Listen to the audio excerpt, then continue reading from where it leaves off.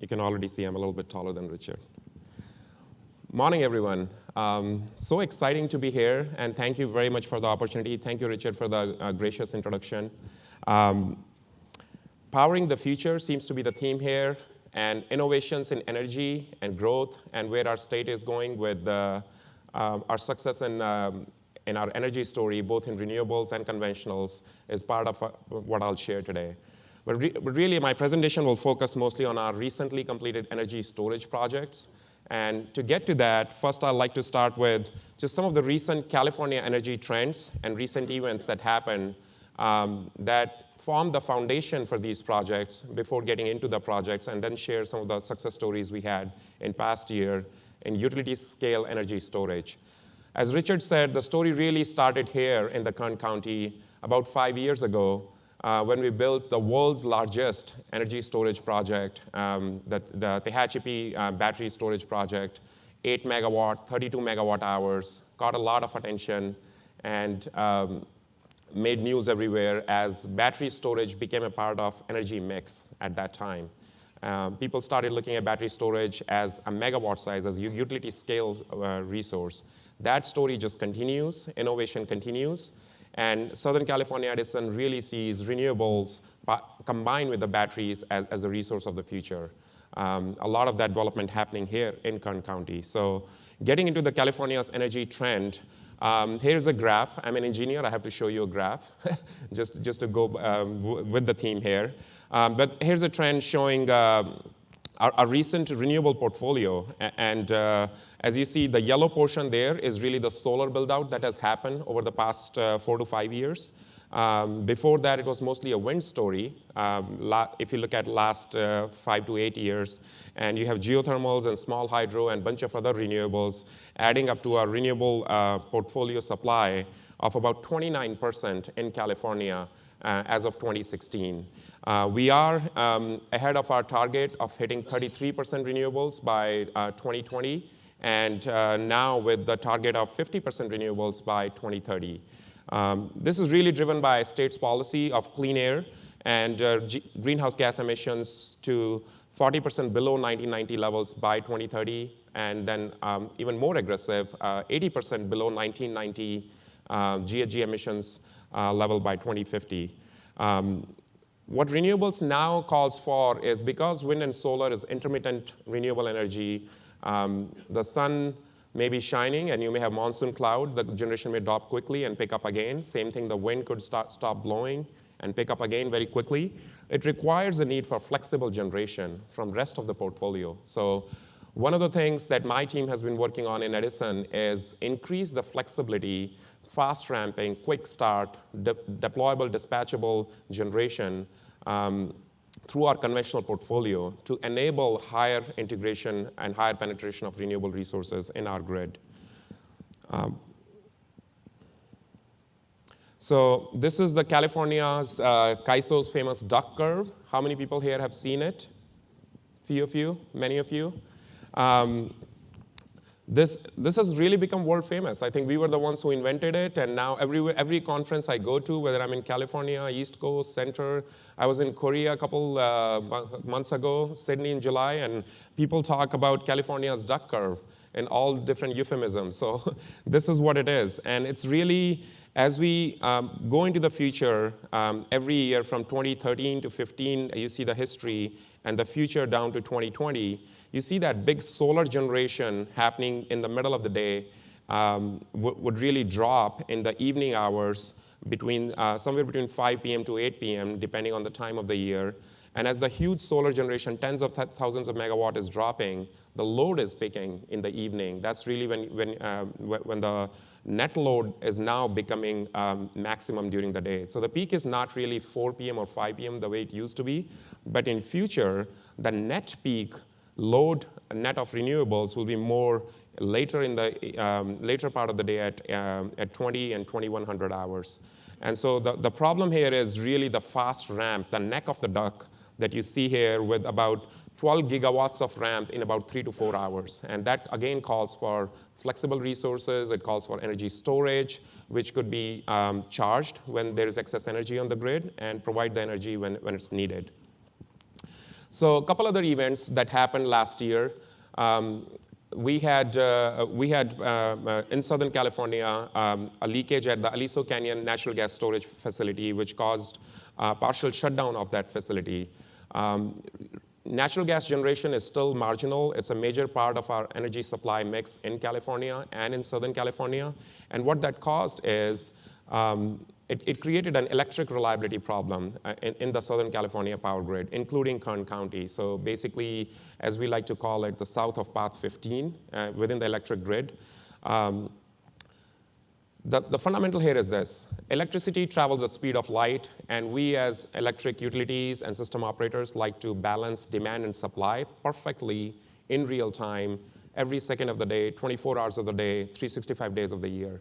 And so we have to make sure we are generating the right amount of electricity to balance the demand, to keep the frequency at 60 cycles and voltage at the right level so that all the appliances and customers are happy. Because so much of the portfolio is powered by natural gas, and gas does not travel at speed of light. Gas travels at about 30 to 40 miles an hour, and it comes from the Gulf states. It takes almost a day, more than 24 hours for natural gas to come to Southern California. We need to know exactly how much natural gas we'll need a day in advance. And if we are off in that number because the load came a little higher, maybe it was hotter than expected, or the renewables dropped unexpectedly in an hour, we need to store or withdraw some of that natural gas. And that's really what Aliso Canyon provided. It was a huge storage and withdrawal facility. But because of that unfortunate incident and the partial unavailability or partial availability of Aliso Canyon, we were asked by the state to expedite some battery storage projects in Southern California. So on January 6th, Governor Brown issued an executive order declaring this as a situation of emergency. And to address that, the California Public Utilities Commission passed the Emergency Resolution 4791, asking SC to hold expedited both a competitive RFP and an RFO for third-party and utility-owned storage projects to address some of that reliability concerns in Southern California and enhance the reliability. The storage obviously could provide some of that flexibility by the battery-powered resources. So we'll get into those projects and what we did in response to these moment of crisis, or as I see as moment of opportunity that was presented to us. I'm not going to get into detail here, but this is really the SC service territory before I get into the projects. So 50,000 square miles, 430 cities and communities, about 15 million residents.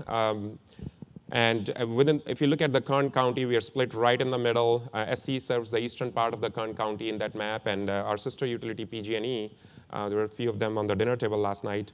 They serve the western part of the Kern County. We like to consider ourselves as industry leaders in innovation, which is really the theme here, as well as storage and renewable energy, smart grid, many other areas. So in energy storage, this is cumulatively what SCE has done till date. If you look at our big activities, it adds up to more than 400 megawatts. And that's huge if you look across the country or other utilities. But it goes back to our 2014 when we had our first big LCR RFO after the shutdown of Song's nuclear power plant. We procured about 260 megawatts of storage.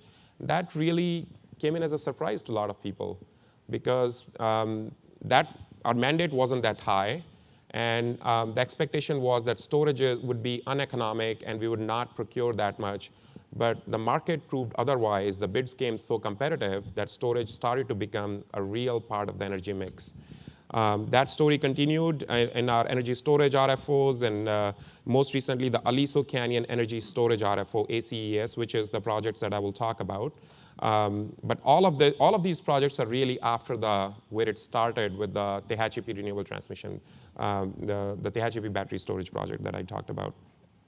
So getting into the project, the one that Richard was talking about, this is at SC's Miraloma Tesla battery storage system. It's built at the Miraloma substation, which is at the terminus of the Tehachapi transmission lines, the high voltage transmission lines that carry a lot of wind power from the Tehachapi Desert to the load center in Southern California.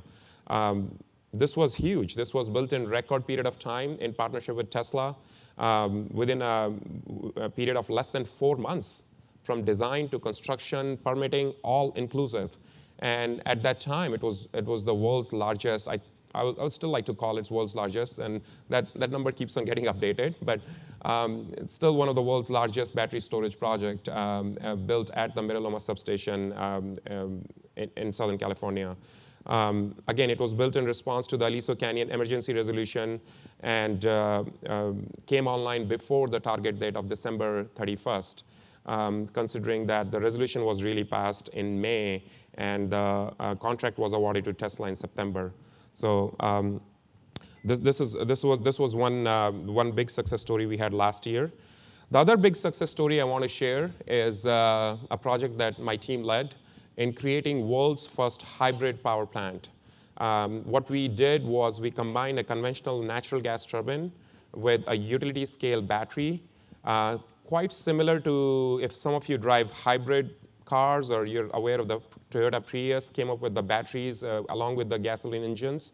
So the battery really provides the initial pickup in a Prius and gets you going. Then the gas engine kicks in, and when you apply the brakes, the energy regenerates back into the battery. So something similar happens here. The battery provides the instantaneous response to the grid without any delay while the gas turbine could come online, and then the gas turbine charges the battery back. The reason this was so huge is this is a very different way of thinking at energy storage. This is not just a conventional huge battery that could be put in any substation or any and connected to the grid anywhere to really charge when there's excess energy and discharge back to the grid when it's needed. This was integrated with existing gas-fired power plants, and there is thousands of these power plants all across the world. This provided not only economic value, this was a net present value positive project for energy storage. So that was huge, that battery projects could be economic. But also it had a really good environmental story. It reduced the greenhouse gas emissions from these power plants by 60%. It reduced the water consumption at these plants by more than 2 million gallons a year, and it really was very well received in the industry. So basically led in partnership with General Electric and Wellhead Energy Solutions. This schematic really, I don't know if it does the justice, but there's a gas turbine in the back and a battery power pack in the front showing you how the hybrid power plant works. This is the real story. This is at one of our 2 peaker plants, as we like to call them. Peaker is the LM6000 gas turbine in the back, the big gray chimney that you see in the picture. That was the existing gas-fired power plant. And in the front, the white boxes that you see are really the battery energy storage. So I don't know if this laser pointer will go all the way. It kind of does. So that's the new battery storage project with inverters around it, the switch gears, and the peaker power plant is right here in the back. To this grid operator, all of this appears as one resource. It's one hybrid power plant, which has a huge battery and a gas turbine. And this was really the first of a kind in the world that also came online before December 31st last year to provide some of that flexibility need and fast response, energy storage that was needed to enhance the electric reliability of our system in Southern California in response to Aliso Canyon. So continuing here, the reason this was so valuable and the economic side of it, why this penciled out positive, is because it provided increased ancillary services benefits. So frequency regulation, spinning reserves. The spinning reserves are very valuable for the electric grid to maintain the reliability of electric grid. In case there is contingencies on the system, then these resources can come quickly online and provide some of that much needed capacity.